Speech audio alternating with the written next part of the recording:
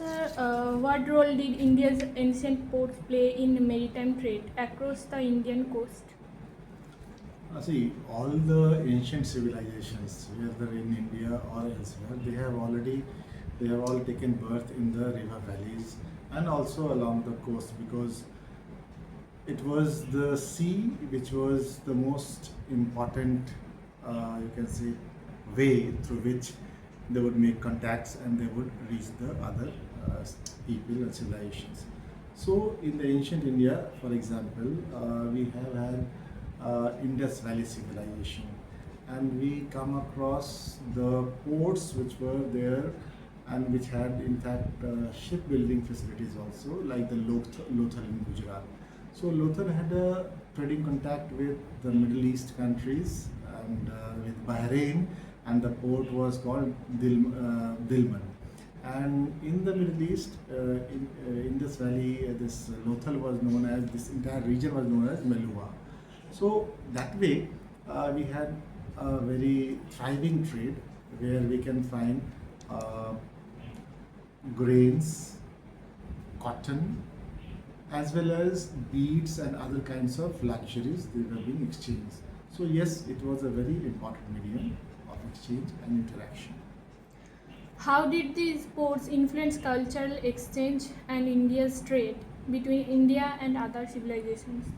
Okay, as far as the cultural exchange is concerned, yes, these ports played a very significant role in the cultural exchange. For example, if we talk about Buddhism, we find that Buddhism, when Emperor Ashoka of the Mauryan dynasty, he became the ruler, he personally took interest, and obviously we all know that he converted into Buddhism. So he took interest, and through his efforts, the Buddhist relics and other items, they were sent to the countries of Southeast Asia and even to the Middle East areas.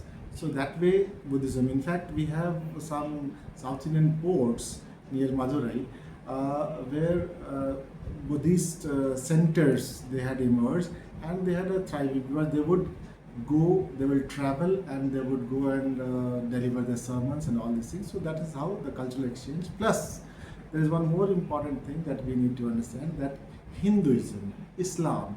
For example, if you go to the Southeast Asia, still in Indonesia and other areas, you find Ramayana is being enacted by the people.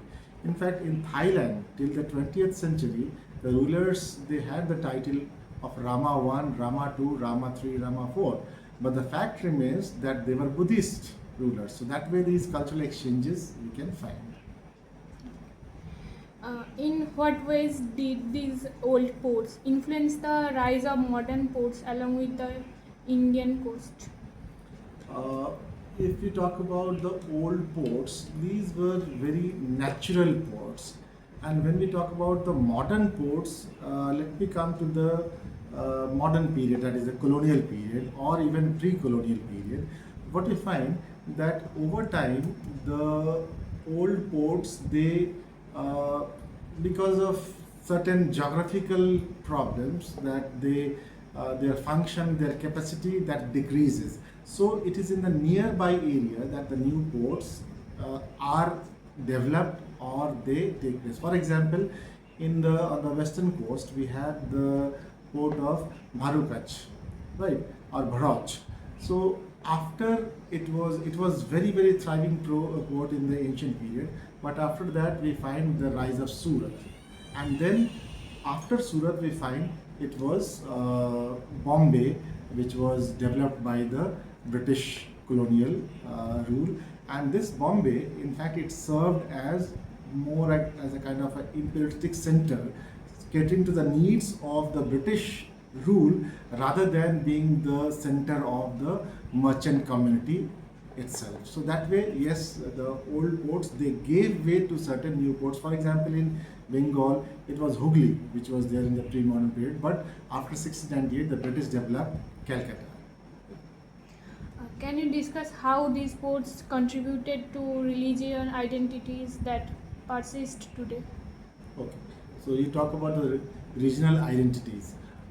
We can talk about the kind of cultural interactions that took place. Regional entities, when we talk about certain practices, practices which were very specific to certain areas. For example, if we go to the coast, eastern coast, Odisha, we have a tradition of Boite Bandhana.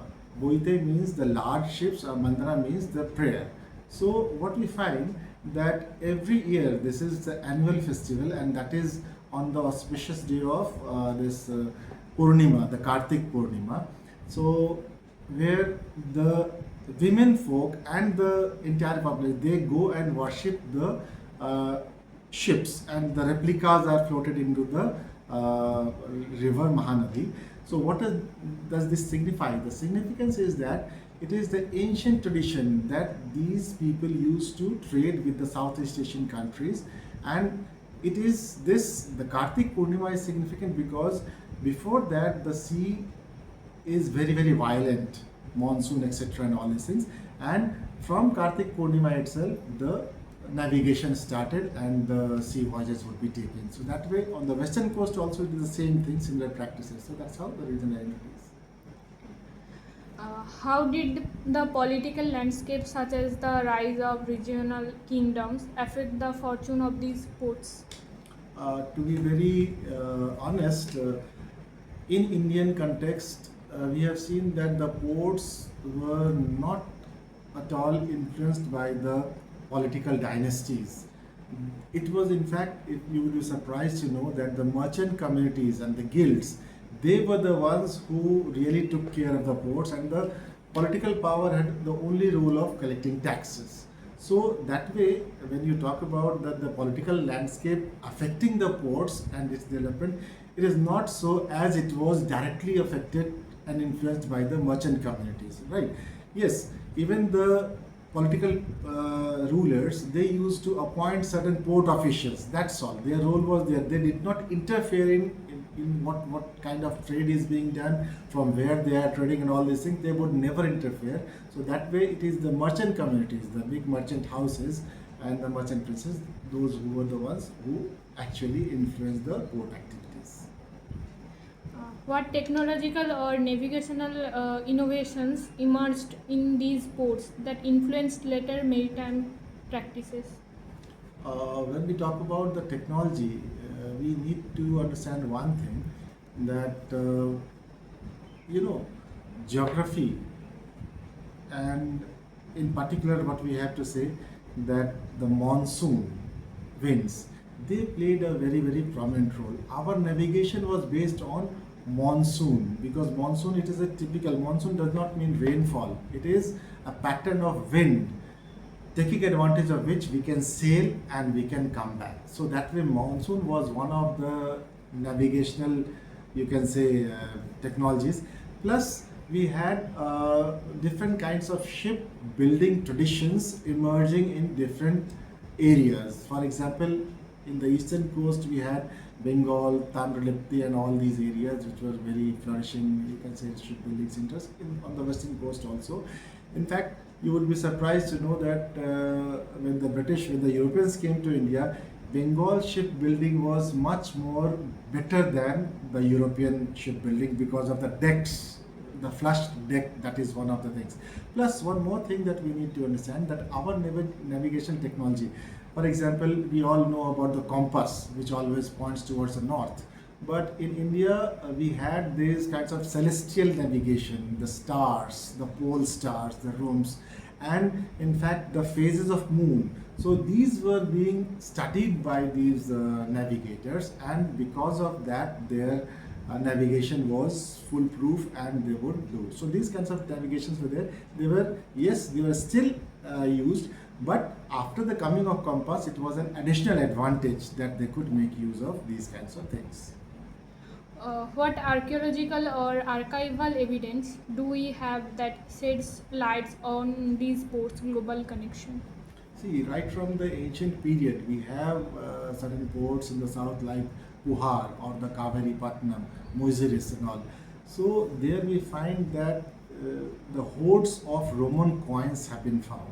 So that is one of the evidences that suggests that we had a thriving trade with West, not in fact with the Middle East. So that kind of coins, plus in fact inscriptions. For example, if you go to the Southeast Asian countries, you'll find many Sanskrit inscriptions that would be available there. In fact, the Chola expedition to Sri Vijaya in the early 11th century, that also is there to prove this point. So what we find is that there are many evidences like the coins, like the inscriptions and the other, in fact, boat building technologies. In fact, we have shipwrecks also along the coast where we find not only the different types of ships but also what kind of things were being carried. For example, Chinese porcelain, that is there intact. So that means what kind of trade, from where the trade is being done, everything can be found through the archaeological sources also. Can you highlight a few lesser known ports and their historical significance? When we talk about the lesser known ports and others, for example, let me tell you, like Lothal, like the Indus Valley civilization. This is something where now we are developing a maritime museum at Lothal. So Lothal was never studied that way because it silted, and after the decline of the Indus Valley civilization, no one was using. But the very fact that Lothal port, in fact, it was the first port which was based on the tidal activities. For example, it was in a high tide, the ships would get inside the port, and when the water level is low, they could not go out. So that way it was a very stable port. And once again, when you have to come out of the port, you have to wait till the tide is high. So that way, this kind of a significant achievement, maritime knowledge, that was already there with the Harappan people, and that way many other ports, in fact, we will find that they were governed by the tides and waves. So that way, yes, we have these kinds of lesser known ports, but if you go to the lesser known ports, many of them have silted. Like we talked about the Pumpur Patnam, Kaveri Patnam.